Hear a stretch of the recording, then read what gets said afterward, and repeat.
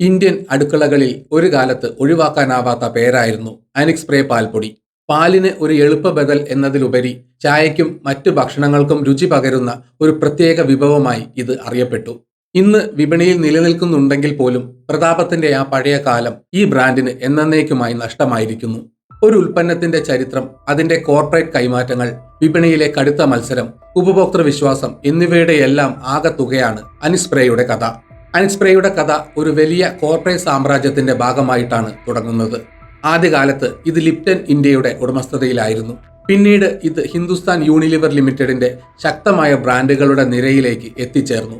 HULന്റെ വിപുലമായ വിതരണ ശൃംഖലയും വിപണിയിലെ സ്വാധീനവും അനിക് സ്പ്രേ, അനിക് നെയ്യ് എന്നീ ഉൽപ്പന്നങ്ങൾക്ക് രാജ്യമെമ്പാടും വലിയ പ്രചാരം നേടിക്കൊടുത്തു. ഗുണമേന്മ ഉറപ്പുവരുത്തിയ, എളുപ്പത്തിൽ കട്ട പിടിക്കാതെ വെള്ളത്തിൽ ലയിക്കുന്ന അതിന്റെ പ്രത്യേകതയാണ് ഇന്ത്യൻ കുടുംബങ്ങൾക്കിടയിൽ ഇതിനെ പ്രിയങ്കരമാക്കിയത്. ചായയിൽ ഉപയോഗിക്കുമ്പോൾ ലഭിക്കുന്ന തനതായ രുചി കാരണം പുതിയ പാലിന് പകരം ഒരു ഇൻസ്റ്റന്റ് പരിഹാരമായി അനിക് സ്പ്രേ മാറി. ഇന്ത്യൻ വിപണിയിലെ ഉദാരവൽക്കരണ കാലഘട്ടം ആരംഭിച്ചതോടെ അനിക് സ്പ്രേയുടെ നല്ല കാലത്തിന് മങ്ങൽ വന്നു തുടങ്ങി. 1990-കൾക്ക് ശേഷം HUL തങ്ങളുടെ ശ്രദ്ധ മറ്റു പ്രധാന ഉൽപ്പന്നങ്ങളിലേക്ക് മാറ്റാൻ തുടങ്ങി. ഇതിന്റെ ഭാഗമായി 1999-ൽ HUL തങ്ങളുടെ ഡയറി ബിസിനസ് പൂർണ്ണമായും വിറ്റഴിക്കാൻ തീരുമാനിച്ചു. ഡച്ച് ഉപഭോക്തൃ ഉൽപ്പന്ന ഭീമനായ ന്യൂമിക്കോയുടെ ഉടമസ്ഥതയിലുള്ള ന്യൂട്രീഷ്യ ഇന്ത്യ പ്രൈവറ്റ് ലിമിറ്റഡ് എന്ന കമ്പനിക്കാണ് അനിക് സ്പ്രേ അടക്കമുള്ള ബ്രാൻഡുകൾ കൈമാറിയത്. ഈ കൈമാറ്റം ഒരു വലിയ വഴിത്തിരിവായിരുന്നു. ഒരു അന്താരാഷ്ട്ര കമ്പനിയുടെ ഭാഗമായെങ്കിലും ഇന്ത്യൻ ഡയറി വിപണിയെക്കുറിച്ചുള്ള HULന്റെ പ്രാദേശികമായ അറിവും വിപണന ശക്തിയും ന്യൂട്രീഷ്യയ്ക്ക് തുടക്കത്തിൽ ഉണ്ടായിരുന്നില്ല. ബ്രാൻഡ് ഒരു വിദേശ കമ്പനിയുടെ കൈകളിലേക്ക് മാറിയതോടെ അതിന്റെ വിപണിയിലെ വളർച്ചയുടെ താളം തെറ്റി. മാത്രമല്ല, പുതിയ ഉടമസ്ഥർ ഇന്ത്യയിൽ അധികകാലം തങ്ങാൻ ഉദ്ദേശിച്ചിരുന്നില്ല. ഏതാനും വർഷങ്ങൾക്കുള്ളിൽ 2003 ആയപ്പോഴേക്കും ന്യൂമിക്കോ ഇന്ത്യയിലെ പ്രവർത്തനങ്ങൾ അവസാനിപ്പിക്കാൻ തീരുമാനിച്ചു. ഇതോടെ അനിക് സ്പ്രേ വീണ്ടും വിൽപ്പനയ്ക്ക് വെച്ചു. മധ്യപ്രദേശ് ഡയറി ഫെഡറേഷന്റെ മുൻ മാനേജിംഗ് ഡയറക്ടറായിരുന്ന അശോക് ഫട്നിസ് തലവനായ മിറാഷ് ഇംപെക്സ് എന്ന ഇന്ത്യൻ കൺസോർഷ്യമാണ് ഈ ഡയറി യൂണിറ്റ് ഏറ്റെടുത്തത്. ചുരുങ്ങിയ കാലയളവിനുള്ളിൽ 3 വലിയ കോർപ്പറേറ്റ് കൈമാറ്റങ്ങളിലൂടെ കടന്നുപോയത് അനിക് സ്പ്രേയുടെ അടിത്തറ ദുർബലപ്പെടുത്തി. ഒരു ഉൽപ്പന്നത്തിന്റെ സ്ഥിരതയും വിപണിയിലെ വിശ്വാസ്യതയും നിലനിർത്തുന്നതിൽ സ്ഥിരമായ ഉടമസ്ഥാവകാശം വഹിക്കുന്ന പങ്ക് നിർണായകമാണ്. തുടർച്ചയായ ഉടമസ്ഥാവകാശ മാറ്റങ്ങൾ, ബ്രാൻഡിന് ലഭിക്കേണ്ടിയിരുന്ന നിക്ഷേപം, പുതിയ ഉൽപ്പന്നങ്ങൾ, ആക്രമണോത്സുകമായ മാർക്കറ്റിംഗ് തന്ത്രങ്ങൾ എന്നിവ ഇല്ലാതാക്കി. അനിക് സ്പ്രേയുടെ കോർപ്പറേറ്റ് പ്രതിസന്ധിക്ക് പുറമെ അതിജീവനത്തെ തകർത്തെറിഞ്ഞ മറ്റൊരു പ്രധാന ഘടകം ഇന്ത്യൻ വിപണിയിലെ കടുത്ത മത്സരമാണ്. രാജ്യത്തെ വിപണി ഉദാരവൽക്കരിച്ചതോടെ ഗുജറാത്ത് ആസ്ഥാനമായുള്ള അമുൽ സ്പ്രേ പോലുള്ള ഉൽപ്പന്നങ്ങളുമായി നെസ്ലെ, മറ്റ് പ്രാദേശിക ഡയറി സഹകരണ സ്ഥാപനങ്ങൾ എന്നിവ ശക്തമായ ഉൽപ്പന്നങ്ങളുമായും രംഗപ്രവേശം ചെയ്തു. ഈ പുതിയ എതിരാളികൾ ശക്തമായ ഉൽപ്പന്നങ്ങളുടെ നിലവാരം, വിപുലമായ പരസ്യ ക്യാമ്പയിനുകൾ, ഏറ്റവും പ്രധാനമായി വിശ്വാസ്യത എന്നിവയിൽ ശ്രദ്ധ കേന്ദ്രീകരിച്ചു. പുതിയ കാലത്തെ ഉപഭോക്താക്കൾ കൂടുതൽ ഗുണനിലവാരത്തിലും സൗകര്യത്തിലും ശ്രദ്ധാലുക്കളായി. അമുൽ പോലുള്ള സഹകരണ സ്ഥാപനങ്ങൾക്ക് പാൽ കർഷകരുമായി നേരിട്ടുള്ള ബന്ധം വഴി ലഭിച്ച വിശ്വാസ്യത വലിയ മുതൽക്കൂട്ടായി. അനിക് സ്പ്രേ പുതിയ ഉടമസ്ഥതയുടെ കീഴിൽ ഈ മത്സരം നേരിടാൻ ആവശ്യമായ പുതിയ തന്ത്രങ്ങൾ ആവിഷ്കരിക്കുന്നതിൽ പരാജയപ്പെട്ടു. കൂടാതെ വിപണി വിഹിതം നിലനിർത്താൻ ആവശ്യമായ മൂലധന നിക്ഷേപം നടത്താനും പുതിയ ഉടമസ്ഥർക്ക് കഴിഞ്ഞില്ല. ഇതിന്റെ ഫലമായി ഒരു കാലത്തെ വിപണിയിലെ പ്രമുഖൻ പതിയെ ഒരു സാധാരണ ഉൽപ്പന്നമായി ചുരുങ്ങാൻ തുടങ്ങി.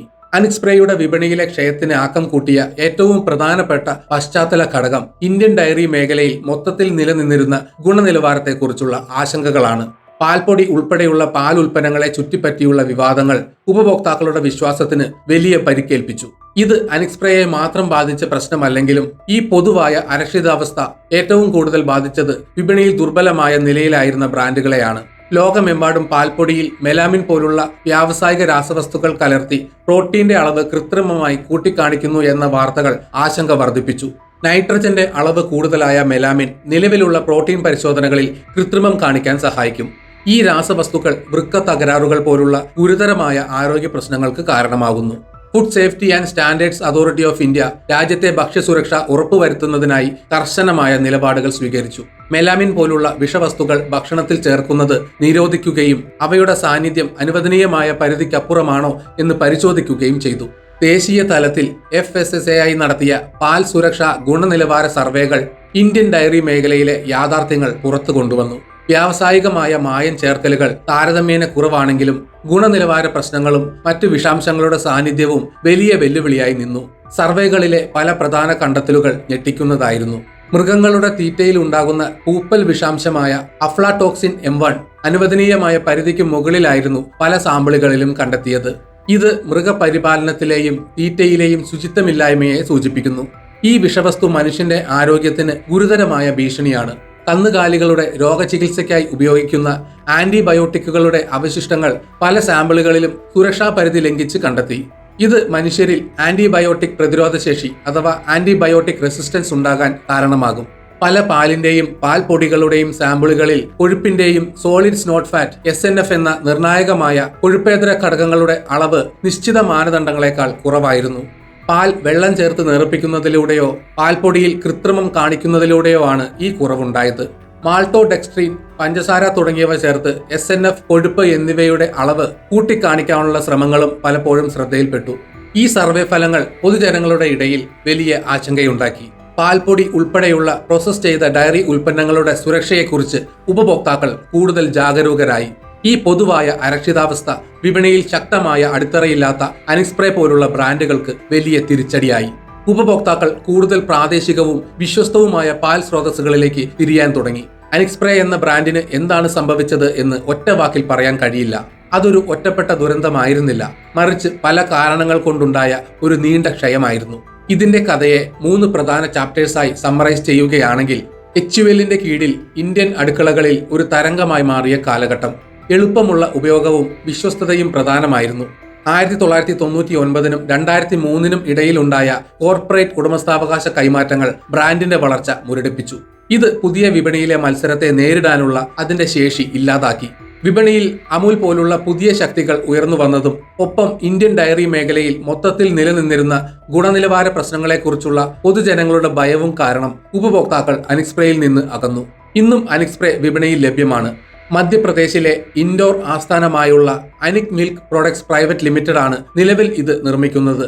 അനിക് നെയ് പോലുള്ള മറ്റു ഉൽപ്പന്നങ്ങളും ഇവർ പുറത്തിറക്കുന്നുണ്ട്. എന്നാൽ ഒരു കാലത്ത് ഇന്ത്യൻ വിപണിയിലെ രാജാവായിരുന്ന ഈ ബ്രാൻഡിന് ഇന്നൊരു വലിയ വിപണി വിഹിതമോ സ്വാധീനമോ അവകാശപ്പെടാനില്ല.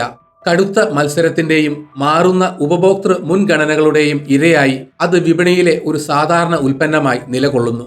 അനിക്സ്പ്രേയുടെ കഥ വിപണിയിൽ പ്രശസ്തി മാത്രം ഒരു ഉൽപ്പന്നത്തെ നിലനിർത്താൻ പര്യാപ്തമല്ല എന്നും സ്ഥിരത, ഗുണനിലവാരം, മാറുന്ന സാഹചര്യങ്ങളോടുള്ള പൊരുത്തപ്പെടൽ എന്നിവയെല്ലാം അതിജീവനത്തിന് അനിവാര്യമാണ് എന്നും ഓർമ്മിപ്പിക്കുന്നു.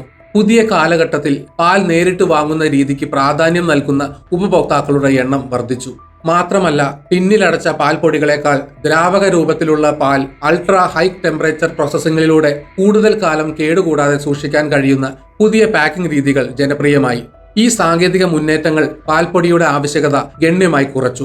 കൂടാതെ പാൽപ്പൊടി എന്നത് സാധാരണയായി ചായയ്ക്കും കാപ്പിക്കും ഉപയോഗിക്കുന്ന ഒരു പകരക്കാരൻ എന്നതിൽ നിന്നും കുഞ്ഞുങ്ങൾക്കുള്ള ഫോർമുല അല്ലെങ്കിൽ പ്രത്യേക വിഭവങ്ങൾ ഉണ്ടാക്കാനുള്ള ചേരുവ എന്നീ നിലകളിലേക്ക് വിപണി ചുരുങ്ങി. ഈ പ്രത്യേക വിഭാഗങ്ങളിൽ അമുൽ സ്പ്രേ, നെസ്ലെ പോലുള്ള പ്രമുഖ കമ്പനികൾ ആധിപത്യം സ്ഥാപിക്കുകയും ചെയ്തു. ചുരുക്കത്തിൽ അനിക്സ്പ്രേ എന്ന ബ്രാൻഡിന്റെ പ്രതാപം തകർത്തത് ഒരൊറ്റ സംഭവമല്ല, മറിച്ച് ബ്രാൻഡിന്റെ ഉടമസ്ഥാവകാശം നിരവധി തവണ മാറിയപ്പോൾ അതിന്റെ സ്ഥാപനപരമായ ഊർജം നഷ്ടപ്പെട്ടു. വിപണിയിലെ കടുത്ത മത്സരത്തിൽ അഗ്രസീവായ പുതിയ ബ്രാൻഡുകൾക്ക് മുൻപിൽ പിടിച്ചു നിൽക്കാൻ കഴിഞ്ഞില്ല.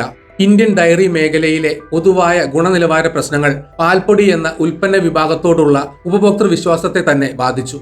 ഈ ഘടകങ്ങളുടെയെല്ലാം കമ്പൈൻഡ് റിസൾട്ടായി അനിക്സ്പ്രേ എന്ന ചരിത്രപരമായ ബ്രാൻഡിന് ഇന്ത്യൻ വിപണിയിലെ അതിന്റെ മുൻനിര സ്ഥാനം എന്നേക്കുമായി നഷ്ടപ്പെട്ടു. ഈ വീഡിയോ ഇവിടെ വെച്ച് നിർത്തുന്നു. നിങ്ങൾക്ക് വീഡിയോ ഇഷ്ടപ്പെട്ടെങ്കിൽ ലൈക്ക് ചെയ്യുക. ചാനൽ സബ്സ്ക്രൈബ് ചെയ്തിട്ടില്ലെങ്കിൽ മറക്കാതെ സബ്സ്ക്രൈബ് ചെയ്യുക. നിങ്ങളുടെ വിലയേറിയ അഭിപ്രായങ്ങൾ കമന്റിൽ രേഖപ്പെടുത്തുക. നോട്ടിഫിക്കേഷൻ ബെൽ ബട്ടൺ അമർത്താൻ മറക്കരുത്. മറ്റൊരു വീഡിയോയുമായി വീണ്ടും കാണാം. ജയ് ഹിന്ദ്.